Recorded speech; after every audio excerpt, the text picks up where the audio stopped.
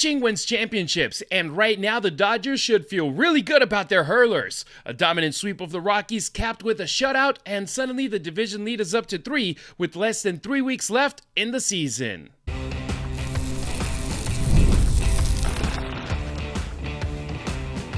You are Locked On Dodgers, your daily Los Angeles Dodgers podcast. Part of the Locked On Podcast Network, your team every day. It's time for Locked On Dodgers, part of the Locked On Podcast Network, your team every day. This is exactly the kind of baseball the Dodgers need to be playing right now. A dominant sweep over the Rockies where the starting rotation is pitching lights out. They recovered 3 key players from the IL, but scratched one of their stars from the lineup yesterday. And is it too soon for the team's front office to say, we told you so, when it comes to their trade deadline strategy? Travis, there's 16 games left, and the Dodgers are in control of their own destiny. Yeah, it seems like just a couple of weeks ago that we were waking up at 3 o'clock in the morning to watch games from Japan, and we are inside the final couple of weeks of the season. And today's episode is brought to you by FanDuel. Right now, new customers can bet just $5, and if your bet wins, you'll get $300 in bonus bets to use across the app. Download the app today.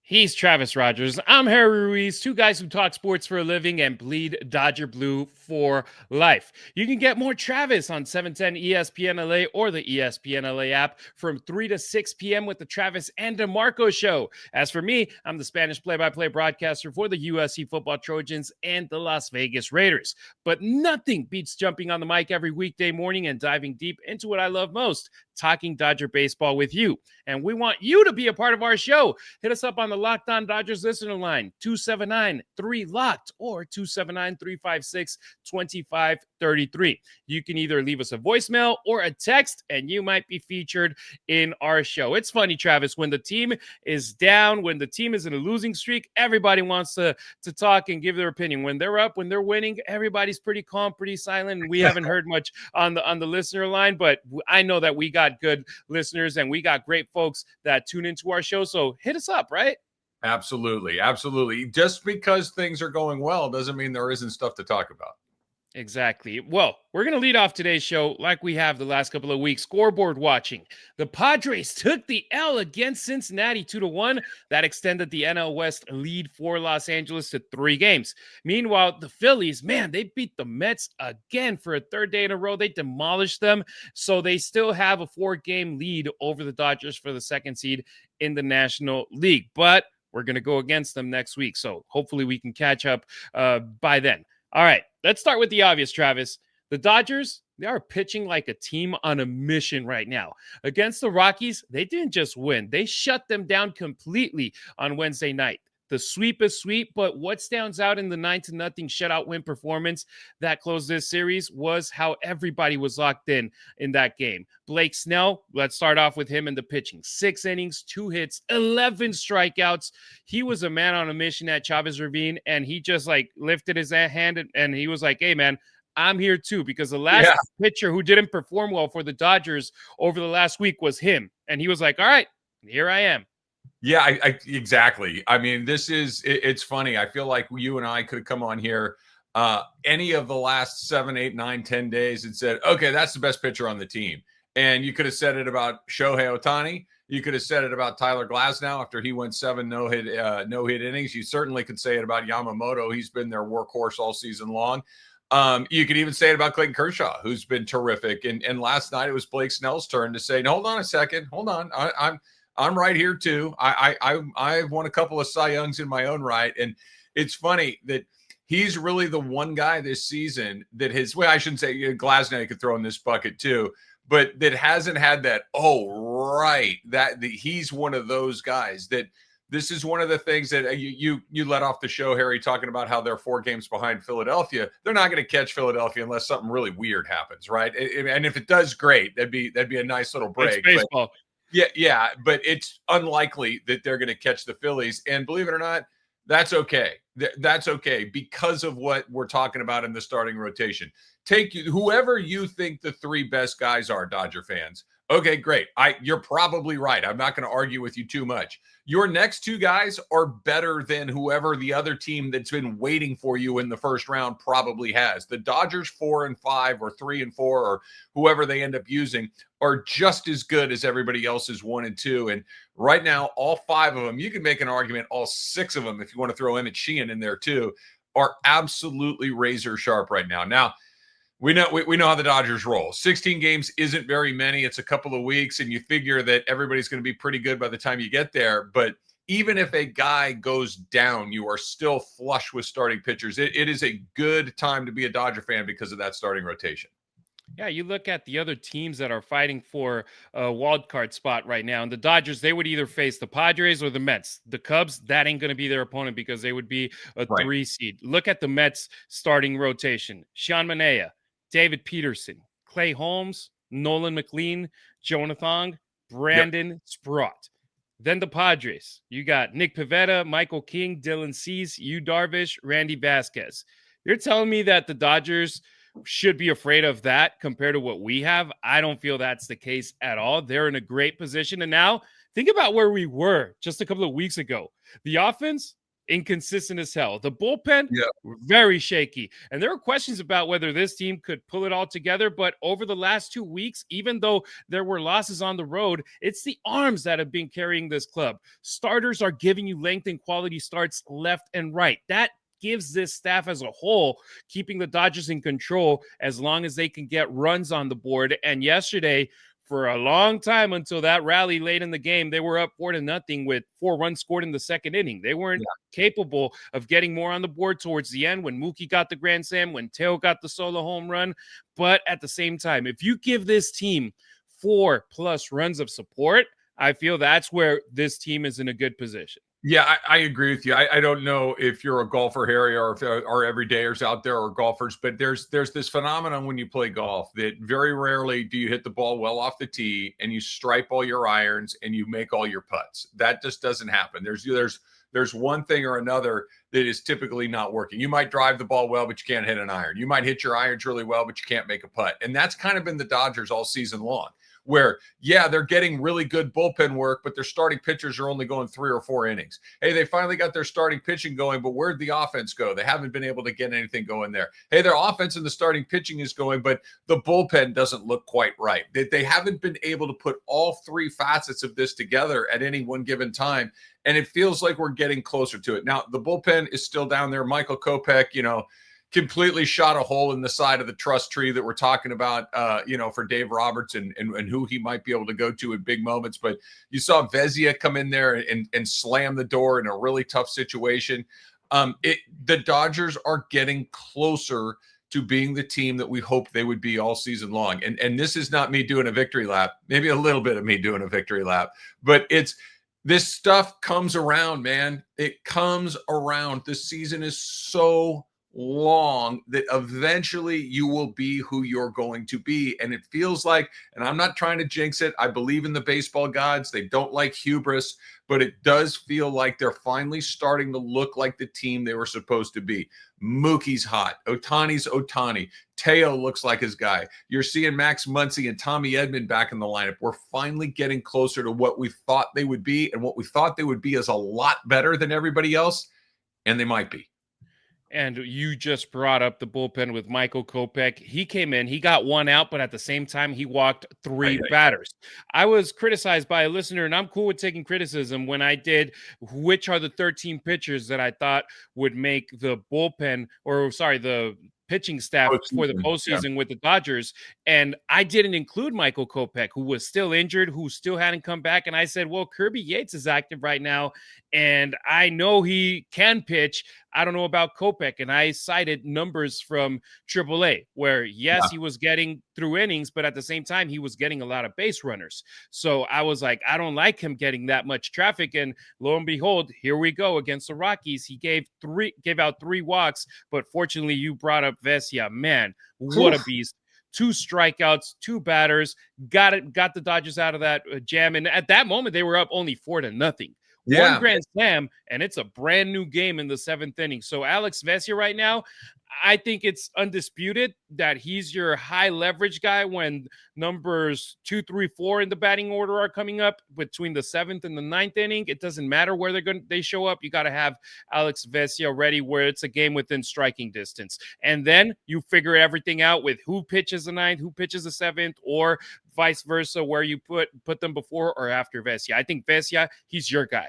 Yeah, I still think I would slot Vesia number 2 behind Blake Trinan, but I think that it's a really good option to have. That if you need if what you need to get through is more left-handed dominant, then I think Vesia is the guy you go to. If it's more neutral or right-handed dominant, then I think you go to a guy like Trinan. But I think they're both good options, and you're starting to see that the bullpen is starting to take shape. Now, Kirby Yates is not going to pitch in the postseason. Tanner Scott is. I know I'm a broken record on that he's going to pitch, and you're going to have him pitch.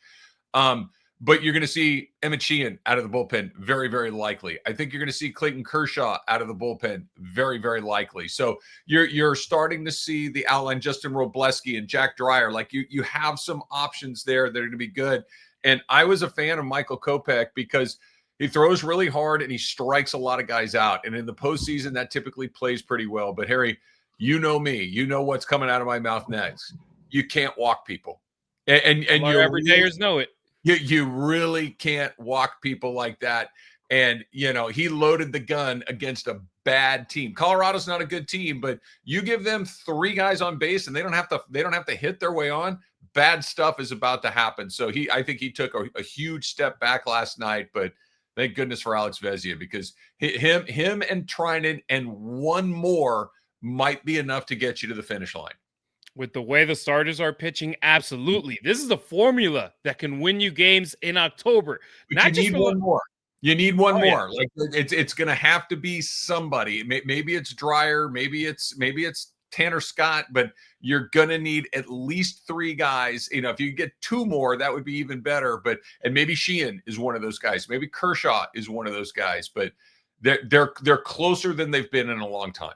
And Travis, the best part is the way baseball is structured with back-to-back days of NLDS, and then you take a day off, and then you go 2 games in a row, come back. There's a lot of off days, a lot of way to manipulate your schedule in your favor. I think it sets up the Dodgers for success, especially with the way pitchers are going at it right now. And I'll throw one thing else in there too. Anybody that listens to my radio show, 710 ESPN 3 to 6 each day, has heard me say this. I really do think one time per round, right? You can do it once in the wild card. You can do it once in the DS, once in the CS, and once in the World Series, assuming they continue to advance.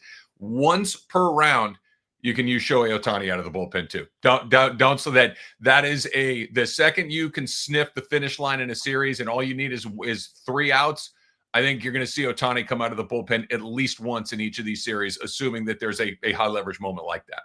It's fascinating just waiting and seeing how they use Shohei Ohtani during the postseason, both as a DH and a pitcher. So right now, with the way that the Dodgers are playing, you're not just relying on the long ball. You're not just hoping getting quick a number inning after inning, but being able to trust your staff to keep runs off the board no matter what. That is winning formula. That's the way to win in the postseason. And we always talk about the bullpen, the kind of threat that the bullpen is. And you look over at the Rangers a couple years back when they came into the postseason, their bullpen, they weren't killers, but they ended up becoming that way in the postseason. The Dodgers right now, I rather have my starting rotation being able to give me 7, 6 innings of great quality baseball than having to rely 100% in the bullpen. And every inning matters. Every game matters. And the Dodgers right now, they just show that they can sweep a team they're supposed to beat for the first time in a couple of weeks because they were letting games go against bad teams. Now, here comes the challenge.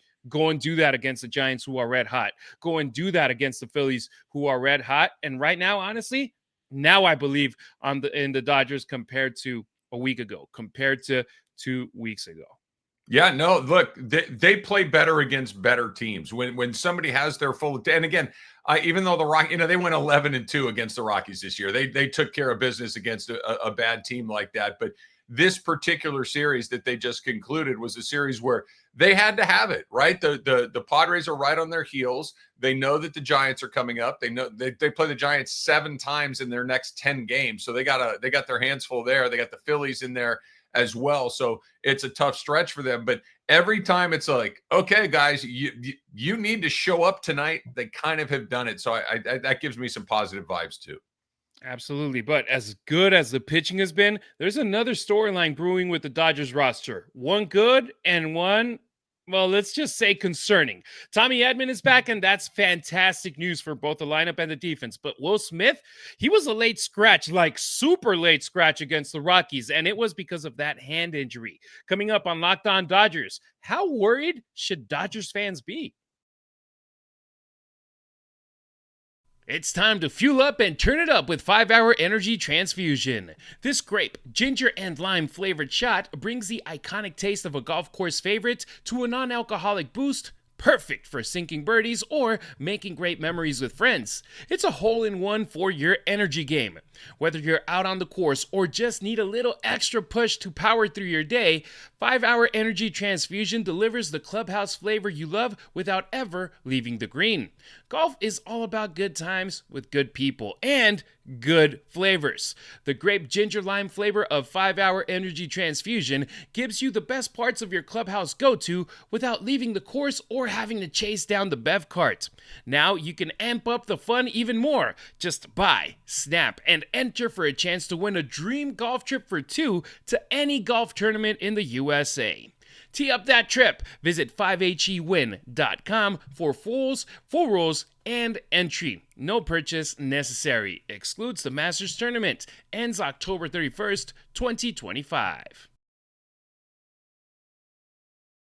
Harry knows, I know, the NFL season is here, and FanDuel is making sure that you're ready for kickoff with a can't miss offer. You can't miss. That's why it's called a can't miss offer, because right now, new customers can bet just $5. And if your bet wins, you're going to get $300 in bonus bets to use across the app. That means you can use it however you would like on the app, because FanDuel is awesome because it fits how you like to bet. You like player props? FanDuel. You like building a same game parlay? FanDuel. You like jumping in live as the action unfolds and you get a little bit of a hunch? That's FanDuel. It makes every game more exciting, whether you're watching your team or just keeping an eye on your fantasy lineup. It's quick, it's easy, and it is the best way to add a little more energy to your Sundays. And of course, we got postseason baseball right around the corner. The NBA is coming up, the NHL, college football, you name it. FanDuel has you covered. So let me ask you a question. Are you ready to play? Download the FanDuel app right now by visiting FanDuel.com to get started. That's FanDuel.com to place your first $5 bet. Don't forget to follow Locked On Dodgers not only on YouTube, but on X, Instagram, and TikTok as well. You can find Travis on social media at Travis Rogers on X and Instagram. Meanwhile, I'm at Harry Ruiz on X, at Harry_Ruiz on Instagram, and at Harry_Ruiz on TikTok. So let's talk roster news. The Dodgers got some help back, and it's a big one. Tommy Edman, Tommy Tanks, is officially back in the mix, and I can't stress this enough. This is a huge boost. Not only does he bring versatility defensively, but his speed, contact skills, and ability to lengthen this lineup are going to pay off right away. You're plugging in someone who can change the dynamic of this team, both offensively and defensively. Travis, his return can be massive for this team. Heck, we're talking about the NLCS MVP from last year. Yeah, you're right. He's a really good player. He has not had a particularly good season so far, and he hasn't been available for most of the year. That doesn't mean that what's coming next isn't going to be terrific. I'm a huge fan, so take it for what it's worth. I'm a little in the bag for Tommy Edman. I think he's just a terrific player. I love the versatility, but I like what you said, Harry. I think that what he does is similar to what we've been talking about so much with Max Muncy and his presence in the lineup, that it's not just that he's, there, it's what he does to connect the top to the middle to the bottom. That, with all due respect to some of the guys that they've been running out there, there's I hope this guy can do something, as opposed to I expect this guy to do something. And I think that Tommy Edman is, I expect a guy to do something. So now you've got the heavyweights at the top. Then that middle part of the order is guys like Muncy and Smith and Hernandez that are wildly dangerous in that 4, 5, 6 area. And now all of a sudden at the back of the order, you've got guys like Tommy Edman that are able to set the table for Ohtani more closer to the top and back of the order again. And you don't have that, hey, we just got to get back to the top again, starting at 5 or 6. That doesn't start till maybe number 9, if it starts at all. And Edman really lengthens that. Like you said, he can run. You can put him pretty much anywhere on the field if you had to do it. He'll work his way back into it. We saw what he did last year after missing a bunch of times, and he hit the ground running in the postseason. I think this is a huge addition for the team, and just another good example of the Dodgers are finally starting to look like the team we were hoping they were going to. But there's always a but. But baseball has a way of giving you good news with a little bad news attached. Just minutes before first pitch against the Rockies on Wednesday, Will Smith was scratched from the lineup because of his hand issue. And I'll be honest, this one is one to keep an eye on. Smith is the heart of this lineup through 2025. He's been the most consistent batter for the team. He's the middle of the order bat you trust in big situations with runners in scoring position. And he's one of the most important offensive catchers in the game right now, and his rapport with his pitching staff is vital. Let's hear what Dave Roberts had to say post-game regarding his all-star catcher. 15 minutes before the game, as he's getting ready, his hand started to swell up, and so it started to compromise a little bit of, as he was getting loose. And so we decided to just kind of have him down today, potentially available to hit if he needed to. So obviously we're off tomorrow. We'll kind of manage him, see how he is tomorrow on the off day with treatment, and then Friday we'll make a decision if he plays. But not overly concerned, but we've got to get that swelling kind of under wraps. All right, there's what Doc had to say. Travis, you as a former baseball player, you hear that inflammation in the hand, swelling, all those kind of terms. What can you tell me about what Will Smith is going through right now? So I think the part to me, Harry, that made me go, a little bit of that's not good, is the timing of it all. Like you said, he was supposed to play yesterday, and they scratched him literally right before the game was about to start. I was listening to it on the radio last night, and Rick Monday was reading the starting lineup, and all of a sudden he went, whoop, hold on a second. There's actually a change in that's how close to the start of the game they got before they made the decision to take Smith out there, which leads me to believe there may have been a little bit of a setback, because if this were just he woke up the next day after playing for the first time in a long time and it felt a little sore, they're like, okay, we'll shut it down, we'll get some treatment on it and keep it moving.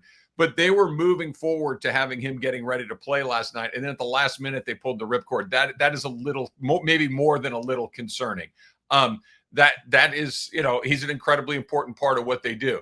A little bit of a silver lining here, if I must, is that Ben Rortved's been really good for the Dodgers. And I'm not saying that he's the second coming of, Mike Scioscia or Mike Piazza or any of this stuff, but he's filled in incredibly admirably. He's done a really good job for and again, last night he comes in, he gets on base again. And, you need Will Smith back. If you're going to win the World Series, Will Smith is going to need to be a part of it, but a little bit of a pat on the back for Rortved being able to come in there and kind of hold down the fort in Smith's absence.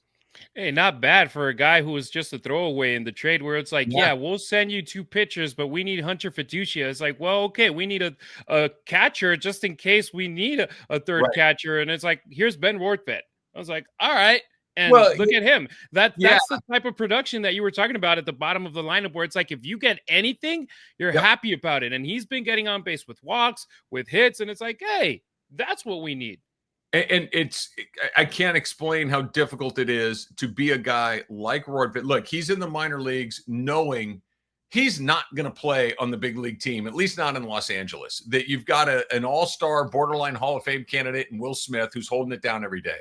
Maybe the top-ranked prospect in the Dodger system is Dalton Rushing, who is his backup, who they just brought up there. There's nowhere to go. And to stay ready and to stay committed and to be sharp for when all hell breaks loose and both these guys go down in the span of about 5 minutes, to be able to step in and do the job that he's done, huge credit to him. Absolute. That is the definition of being a pro, and Rortvedt has been absolutely terrific for him. He's been so good that now everybody knows how to pronounce his last name. Right. That's exactly. how good he's been. And going back to Smith, hand injuries, they're tricky. It's not just about pain tolerance. They can affect his grip, his Yeah. swing, his timing. So that's big and something to keep an eye on once they get back in action in San Francisco. And you said it too, Harry, like the fact that it came down right before, and Will Smith is not saying, this is one person. Well, all right, I'm just going to say it. He's not Tyler Glasnow. He's not a guy that's going to be like, I don't feel 100%, 1,000,000,000% perfect. I can't play today. That guy basically needs the bone poking out of the skin to take himself out of the lineup. And then he took himself out of the lineup last night, I think, gives you an indication of how compromised he actually might be. Yeah. So, yes, getting Edman back is great, but a less than 100% Will Smith down the stretch, that could be a major storyline to watch. And speaking of storylines, remember all the criticism back at the trade deadline that the Dodgers didn't go big, didn't swing for the fences, didn't land a superstar? Well, suddenly the front office is starting to look pretty smart. Next on Locked On Dodgers is the Dodgers' calm and patient strategy finally paying off. So you've probably seen a million ads for hair growth products and thought, yeah, right, like that actually works. There are so many products out there, and it's hard to know which ones are actually going to do anything. That's why I would say you should give Nutrafol a closer look. Nutrafol is the #1 dermatologist-recommended hair growth supplement brand trusted by over 1.5 million people. And it's not just hype, right? This is a supplement that's clinically tested that targets the root causes of thinning and shedding with a proactive approach, right? It is simple to add to your day. It's just 4 pills with a meal, no prescription needed. It is easy, and you can feel really good about it knowing that Nutrafol is NSF certified and backed by peer-reviewed studies. So you can see thicker, stronger hair with less shedding in just 3 to 6 months with Nutrafol. For a limited time, Nutrafol is offering Locked On MLB listeners $10 off your first month subscription and free shipping when you go to Nutrafol.com and enter the promo code LOCKEDONMLB. That's Nutrafol.com, promo code LOCKEDONMLB.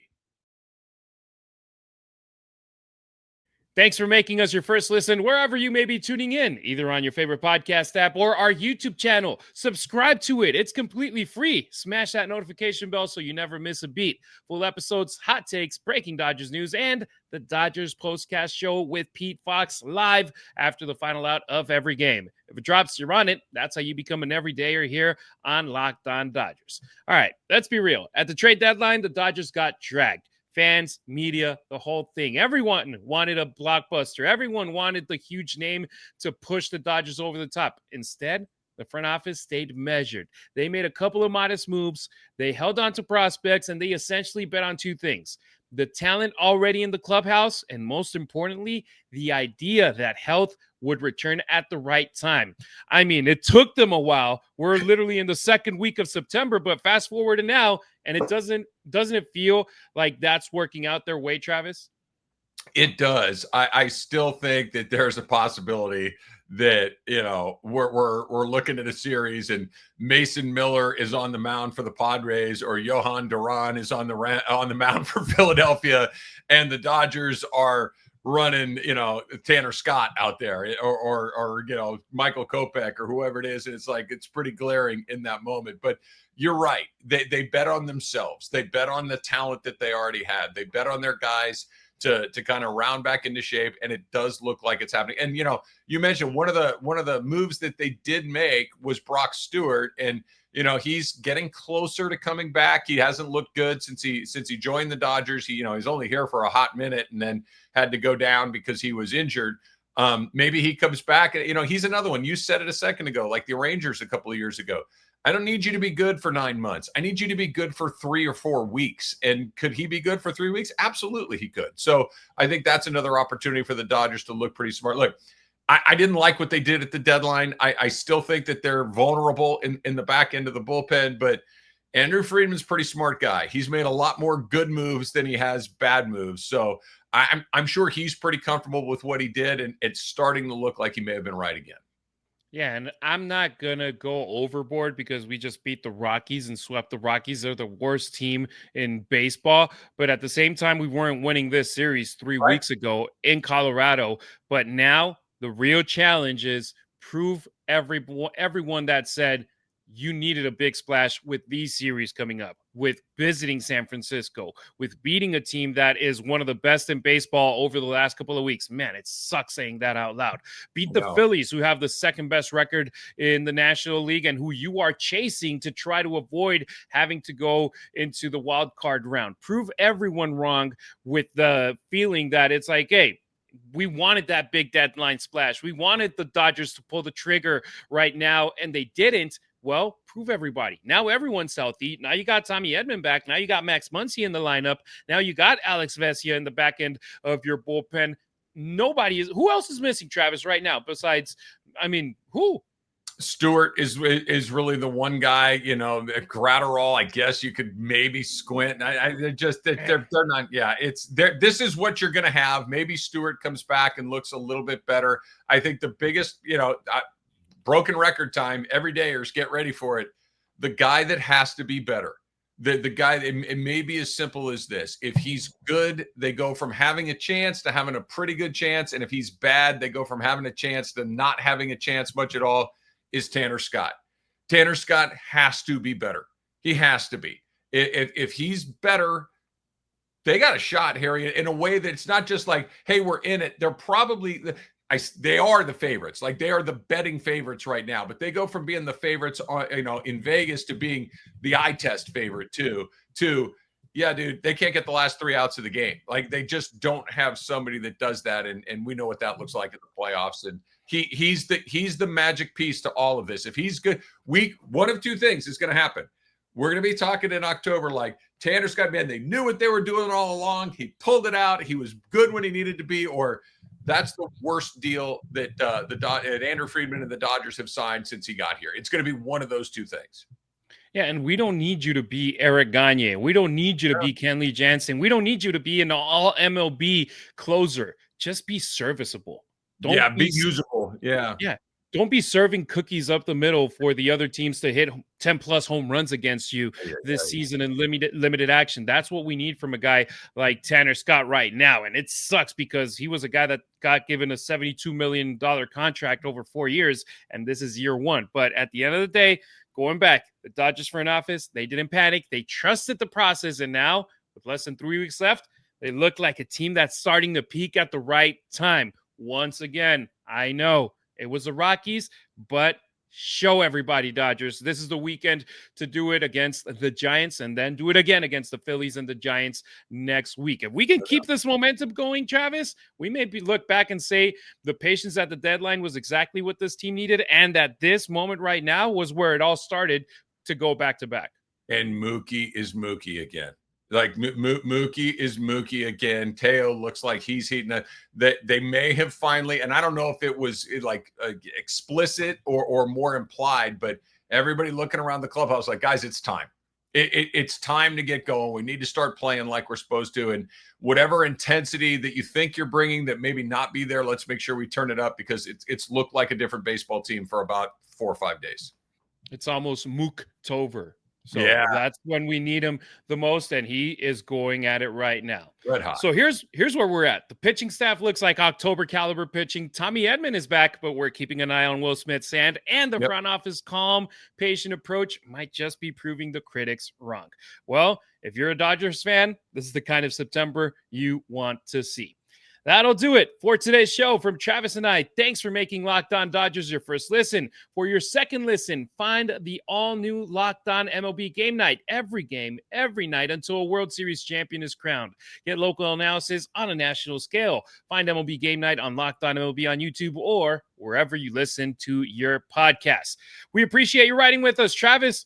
Let's rock and roll, man. Big weekend.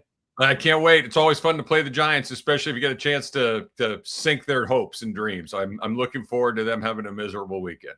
Yes, let's do that. Let's spoil their weekend right now. Until next time, keep it real. Keep it Dodger Blue.